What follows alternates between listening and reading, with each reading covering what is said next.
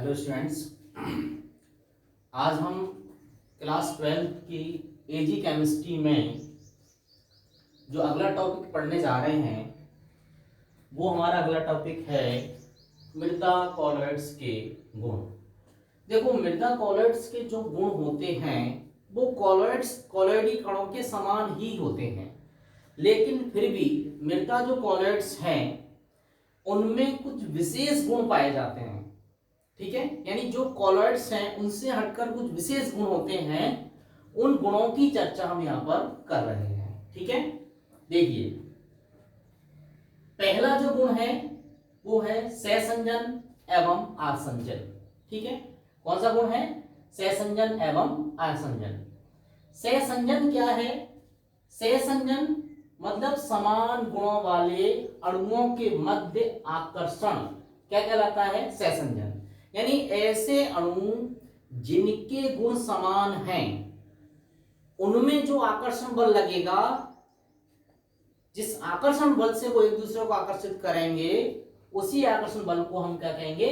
सहसंजन कहेंगे। ठीक है, नहीं क्या कहेंगे? सहसंजन। एक प्रकार का आकर्षण बल ही होता है ये। ठीक है, जैसे जल के अणुओं के मध्य आकर्षण क्या कहलाएगा? सहसंजन कहलाएगा। क्लियर है? बात यह आती है आसंजन। आसंजन क्या है? असमान अणुओं के मध्य आकर्षण को आसंजन कहते हैं। ठीक है, जो अलग अलग अणु हैं हमारे, अलग अलग प्रकार के जो अणु हैं जिनके गुण समान नहीं हैं, उनमें जो आकर्षण लगेगा उसको हम क्या कहेंगे? आसंजन कहेंगे। ठीक है, जैसे ठोस प्रावस्था यानी कोई ठोस है, ठीक है, और दूसरा कोई द्रव है, तो ठोस के कारण और उस द्रव के कारण दोनों के बीच जो अट्रैक्शन है, जो आकर्षण लगेगा, उस आकर्षण को हम क्या कहेंगे? आसंजन कहेंगे। समझ में आ गया? तो समान अणुओं के या समान अणुओं के डायरेक्ट कह सकते हैं, समान अणुओं के बीच लगने वाले आकर्षण को सहसंजन, और असमान अणुओं के बीच लगने वाले आकर्षण को हम क्या कहते हैं? आसंजन कहते हैं। अगला गुण आता है सुघट्यता। सुघट्यता, ठीक है, सुघट्यता क्या है? देखो, बल लगाने पर मृदा एक रूप से दूसरे रूप में परिवर्तित हो जाती है।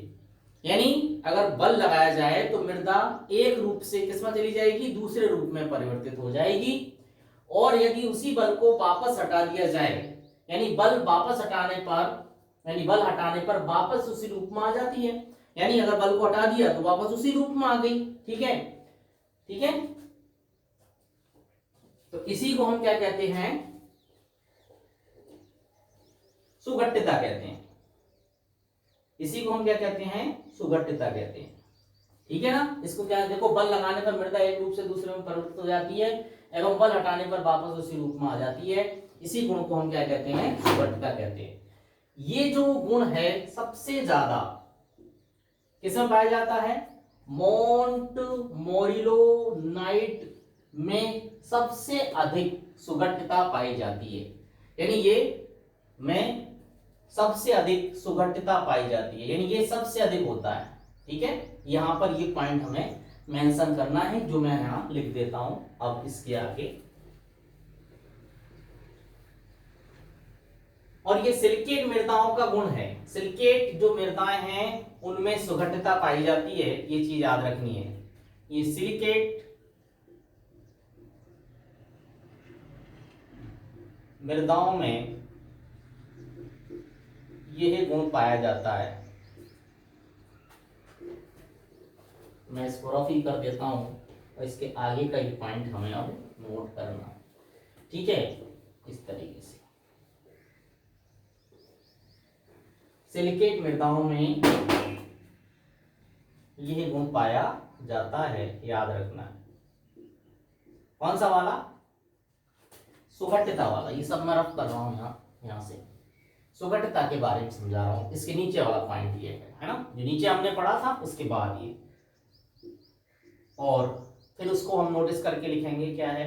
मोंट मोरिलो नाइट मृदा में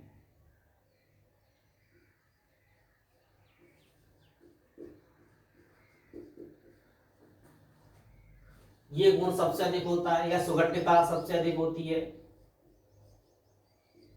सुगठिता सबसे अधिक होती है।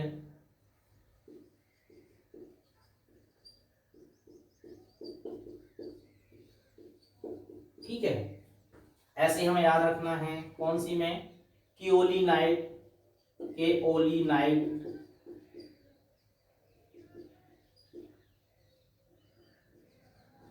मृदा में सुगठिता सबसे कम होती है, सुगठिता सबसे सुगठिता सबसे कम होती है।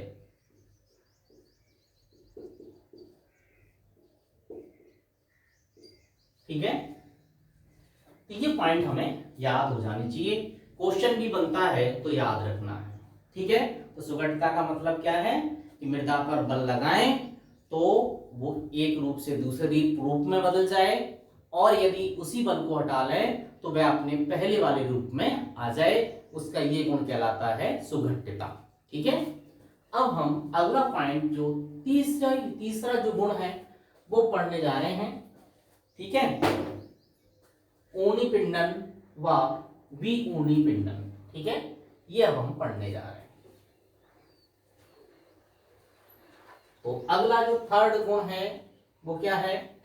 तीसरा,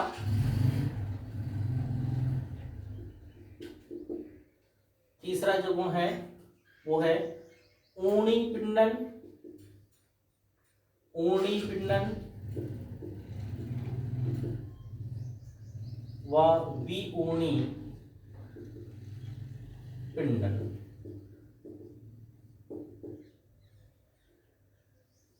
देखो, पहले हम ऊनी पिंडन को समझते हैं। ऊनी पिंडन क्या है? ऊनी पिंडन क्या है? ऊनी पिंडन। ठीक है, ऊनी पिंडन को समझते हैं। देखो, होता क्या है कि मृदा के कोलॉइडी कणों पर ऋणावेश पाया जाता है। ठीक है, हमें समझना चाहिए, कहना चाहिए मृदा के कोलॉइडी कणों पर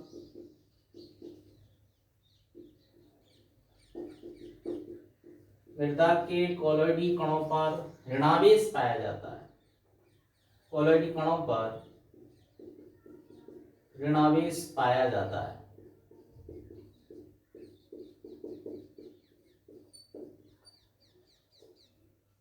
इस कारण वे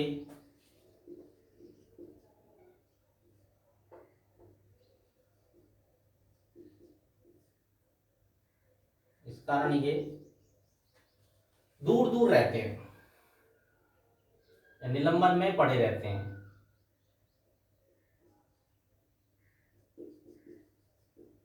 निलंबन में दूर रहते हैं। ठीक है, निलंबन में रहते हैं, लेकिन या यदि निलंबन में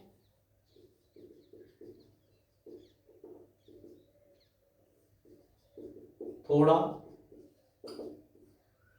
विद्युत अपघट्य मिला दिया जाता है, विद्युत अपघट्य मिला दिया जाता है, विद्युत अपघट्य मिला दिया जाता है,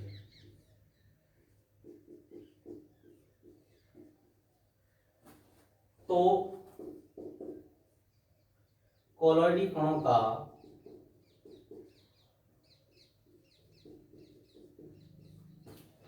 ऋणावेश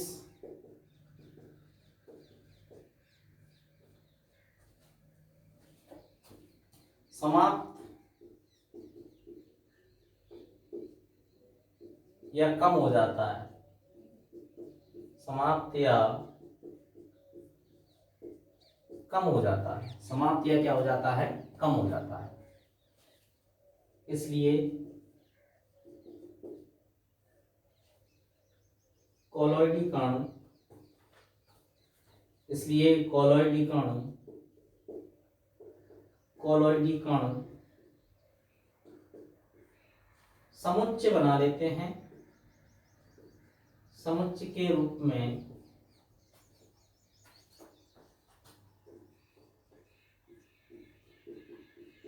एकत्रित हो जाते हैं, एकत्रित हो जाते हैं। इसे ही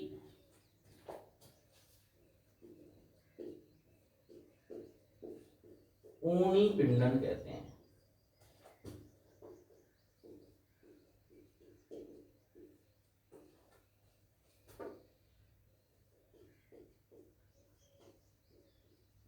इसे क्या कहते हैं?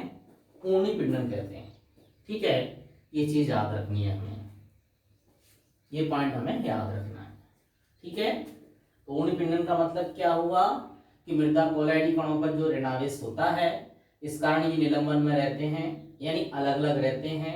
ठीक है, यदि निलंबन में थोड़ा विद्युत अपघट्ट मिला दिया जाता है तो कोलॉइडी कणों का ऋणावेश का कोलॉइडी कणों का ऋणावेश समाप्त या कम हो जाता है, इसलिए कोलॉइडी कण समुच्चय के रूप में एकत्रित हो जाते हैं। इसे ही ऊनी पिंडन कहते हैं। ठीक है, ये याद रखना है। अब कोलॉइडी कणों के समुच्चय से वापस कोलॉइडी कणों को निलंबन के रूप में लाना या अलग करना क्या कहलाता है? विऊनी पिंडन कहलाता है। क्या कहलाता है? विऊनी पिंडन कहलाता है। ठीक है, तो विऊनी पिंडन को हम लिख लेते हैं।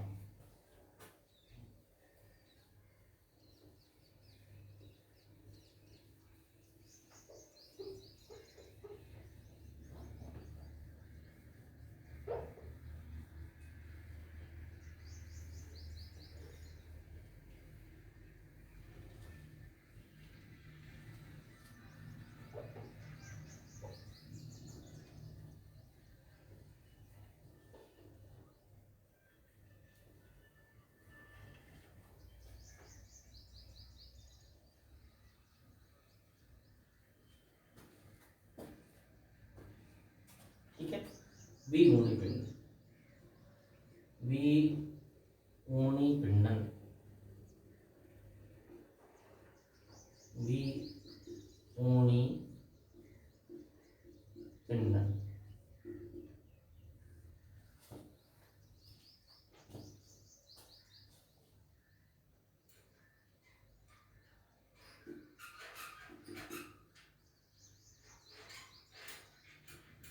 कणों के समुच्चय से इन्हें या इनको कह सकते हैं, इनको वापस अलग करके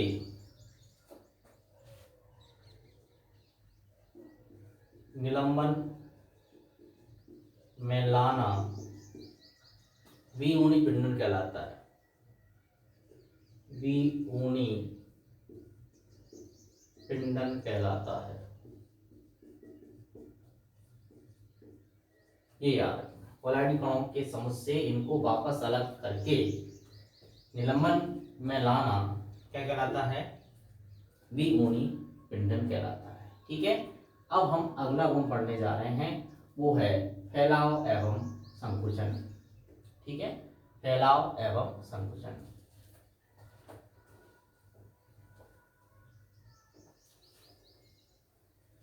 फैलाव एवं संकुचन।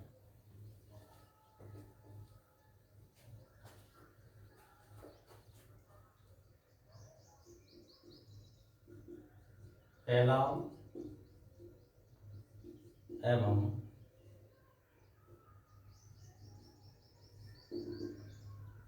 संकुचन।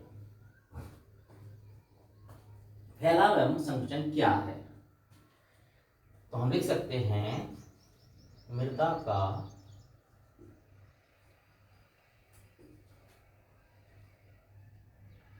जब मृदा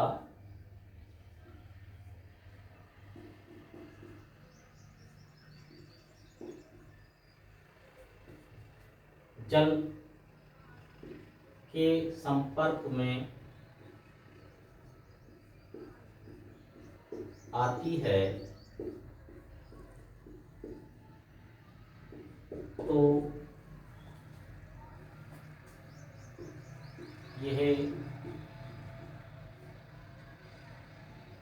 जल को सोख लेती है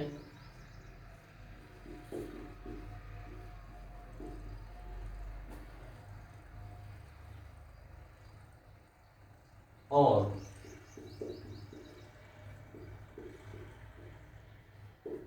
इसके आयतन में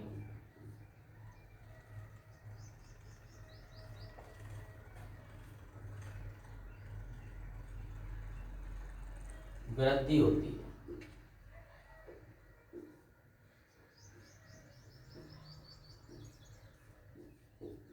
अर्थात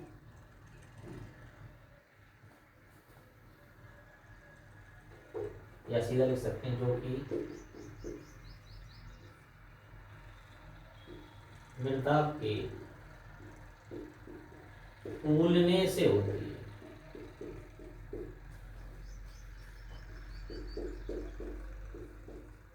फूल जाती है मृदा, है ना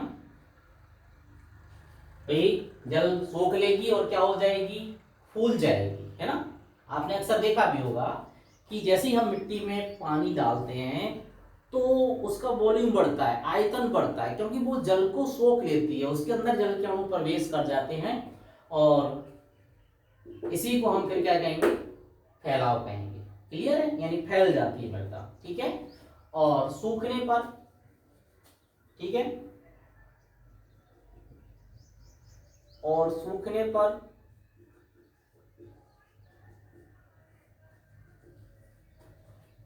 आयतन में कमी आती है।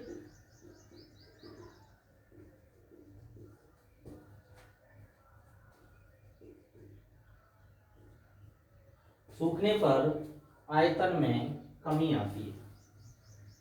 सूखने पर आयतन में कमी आती है, ठीक है।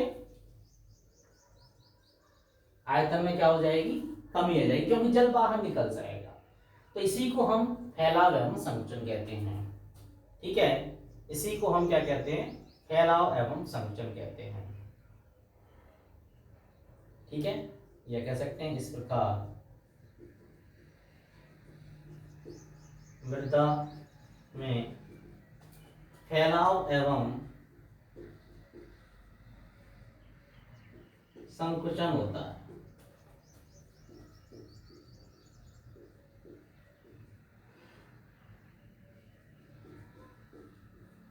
फैलाव एवं संकुचन होता है। इस प्रकार मृदा में फैलाव एवं संकुचन होता है, ठीक है। ये हमें याद रखना है, क्लियर। अब हम आ जाते हैं अगले पॉइंट पर। वो पॉइंट क्या है कि मोंट मोरिलोनाइट में सबसे अधिक ये गुण पाया जाएगा, हाइड्रस माइका में मध्यम और क्योलिनाइट में सबसे कम, ठीक है। तो हम कह सकते हैं, यहां से लिखेंगे अब हम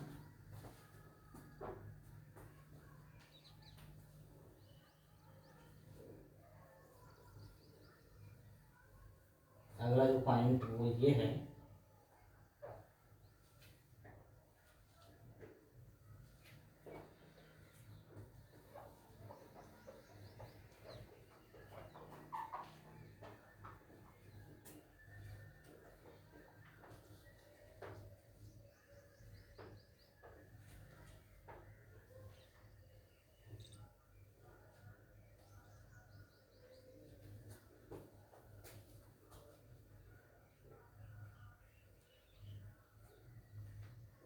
तो हमें अगला पॉइंट जो लिखना चाहिए वो ये है कि ये गुण मोंट मोरिलोनाइट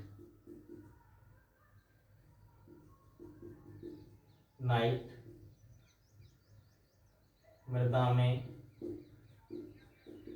सबसे अधिक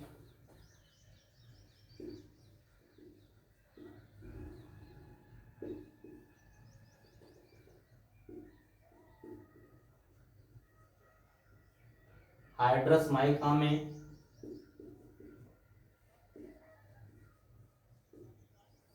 हाइड्रस माइका में मध्यम तथा कियोलिनाइट में सबसे कम पाया जाता है। कियोलिनाइट में सबसे कम पाया जाता है, सबसे कम पाया जाता है, सबसे कम पाया जाता है। ठीक है, तो इस तरीके से हमने ये मृदा कॉलॉइड्स के विशेष गुण पढ़े। ठीक है, जिनको हमने समझा। ठीक है, जिनको हमने कंप्लीट किया है। ठीक है, विशेष गुण क्या हैं वो हमने समझे हैं। अब हम आगे पढ़ते हैं, आगे समझते हैं कि इन पर कौन कौन से क्वेश्चंस बनेंगे। ठीक है, कल हमने क्वेश्चन दिए थे, आपने करके देखे होंगे। ठीक है, ऐसा कोई क्वेश्चन नहीं होगा जो आप कर नहीं पाए कंप्लीट। ठीक है, तो ये अब हम एक बार वापस जो हमने पढ़ा दिया है उसको हम एक बार और अच्छे से रिवाइज करते हैं और समझते हैं। कहीं कोई पॉइंट आपको समझ में नहीं है, ये लिखने की बात हो गई, आप लिख सकते हैं, इस तरीके से कंप्लीट कर सकते हैं। ठीक है, अब हम इन्हीं पॉइंटों को अच्छे से समझा देते हैं। ठीक है, बहुत अच्छी तरीके से इनको समझाते हैं।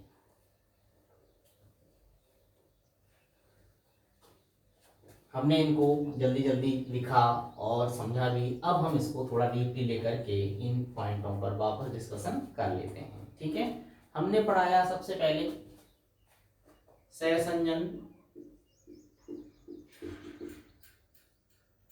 ठीक है, सहसंजन क्या था? समान गुणों वाले कणों के मध्य लगने वाला आकर्षण। जैसे जल, जल के अणु हैं, जल के अणुओं के मध्य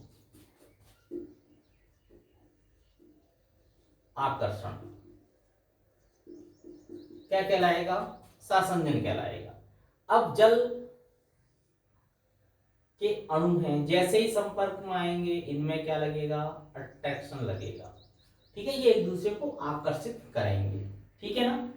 और ध्यान से समझिए, फिर जैसे ही मान लो जल का अणु है, कोई मृदा के अणु के संपर्क में आया, ये मृदा है, मृदा के कण के संपर्क में आया, तो इनके बीच जो आकर्षण लगेगा, ठीक है, ये जल है, ये भी जल है, ये भी जल है। ठीक है, इसको तो आप क्या कहोगे? सहसंजन। अब यही जल का अणु किसके संपर्क में आया? मृदा के कण के, तो इसको आप क्या कहेंगे? इन दोनों में आकर्षण लगा, तो इसको क्या कहेंगे? फिर आप आसंजन कहेंगे। क्या कहेंगे? आसंजन कहेंगे। ठीक है, इसलिए जल के अणु मृदा के अणुओं के साथ जुड़े रहते हैं। ठीक है, उनके संपर्क में, उनसे बंधे रहते हैं। ठीक है, तो इन सहसंजन बल का और असंजन बल का काफी योगदान होता है हमारे पौधों के लिए, हमारे पौधों की वृद्धि के लिए। ठीक है, काफी योगदान होता है, इसलिए हमें इनको अच्छे से समझना चाहिए कि मृदा में जल की मात्रा कब बनी रहेगी, कब नहीं बनी रहेगी। देखो, यदि आसंजन बल का मान कम रहेगा तो मृदा में जल की मात्रा घट जाएगी। कारण क्या है? क्योंकि मृदा के कणों के साथ जल का आकर्षण रहेगा ही नहीं। जब नहीं रहेगा तो मृदा में जल की मात्रा सिंचित नहीं रह पाएगी, नीचे इकट्ठी नहीं रह पाएगी। इसलिए ऐसी मृदा जिसमें आसंजन बल जल के साथ क्या रहता है? कम रहता है, उस मृदा में पानी की मात्रा बहुत कम संचित रहती है।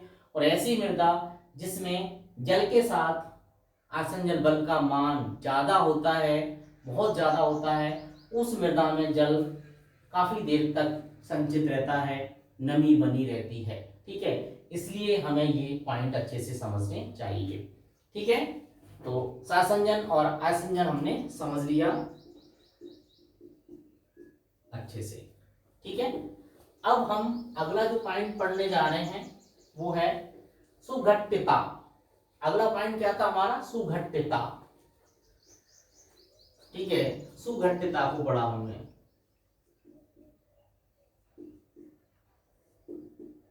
भाई जिस तरीके से आपने देखा है कि हम रबर बैंड को खींचते हैं, किसको खींचते हैं? रबर बैंड को खींचते हैं, तो खींचते ही उसका आकार क्या हो जाता है? बढ़ जाता है, बदल जाता है।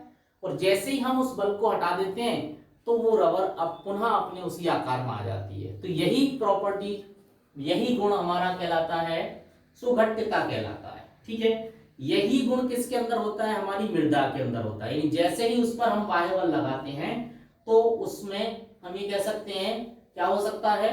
रूप बदल जाता है। क्या होता है? उसका रूप बदल जाता है, एक रूप से दूसरे रूप में आ जाती है। यानी जो बाह्य बल द्वारा, आप सीधे कह सकते हैं कि बाह्य बल है, बाह्य बल जो लग रहा है, बाह्य बल द्वारा मृदा का, ऐसे भी समझते हैं, एक रूप से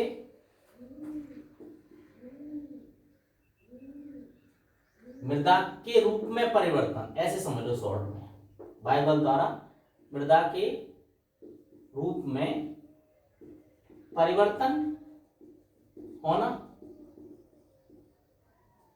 ठीक है, और बल हटाने पर मृदा का पुनः रूप में, उसी रूप में आना, है ना? बल, बाह्य बल हटाने पर मृदा का पुनः उसी रूप में आना, पुनः उसी रूप में आना, ये दोनों प्रक्रियाएं ही क्या कहला रही हैं? सुघट्यता कहला रही है। इसको ही मिलाकर, जैसे वही रबर बैंड वाला सिस्टम है।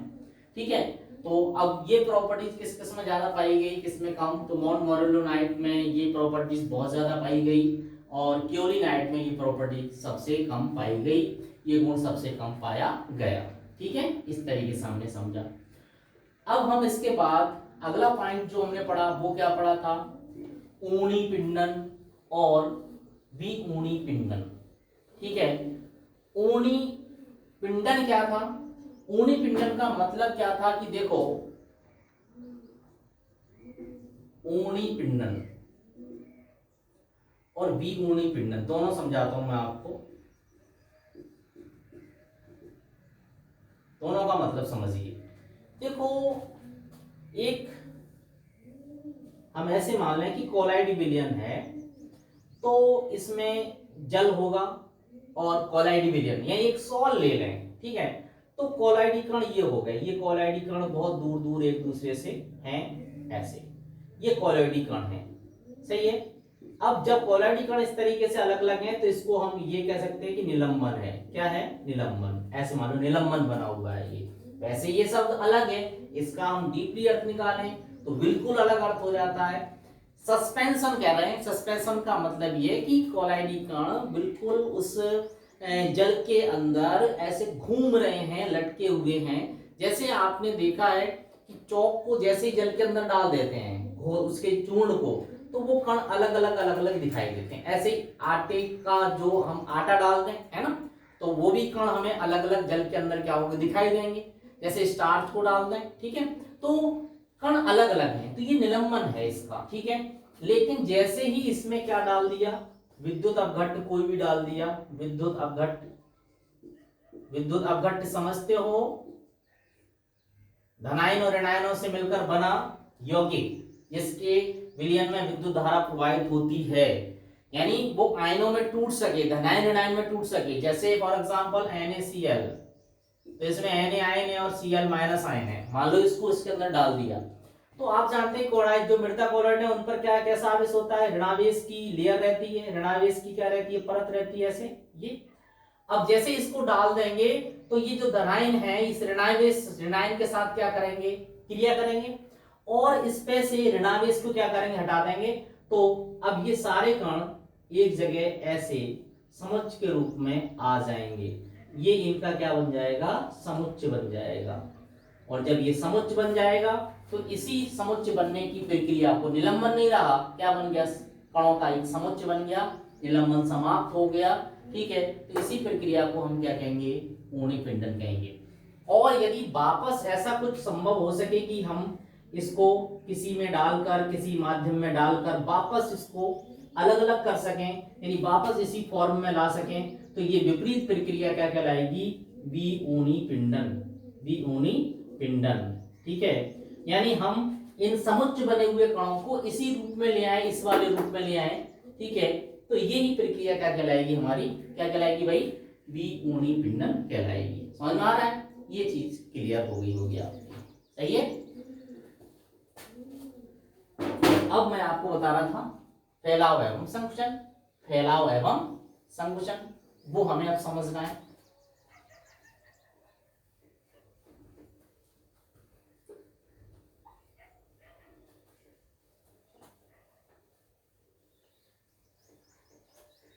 फैलाव एवं संकुचन, ठीक है, अगला पॉइंट हमारा ये है। फैलाव का मतलब यही है कि मृदा के कण हैं, उनके बीच जल के अणु पहुंच जाए तो आकार बढ़ेगा, फूल जाएगी मृदा और आयतन में वृद्धि हो जाएगी, और वही जल के अणु वापस निकल जाए तो वापस आकार घटेगा और आयतन में क्या आएगी, कमी आएगी। इसी को हम फैलाव एवं संकुचन कहेंगे। तो आज हमने यहाँ पढ़ा, अगला जो टॉपिक है वो हम कल की क्लास में पढ़ेंगे। आज क्लास को यहीं क्लोज करते हैं।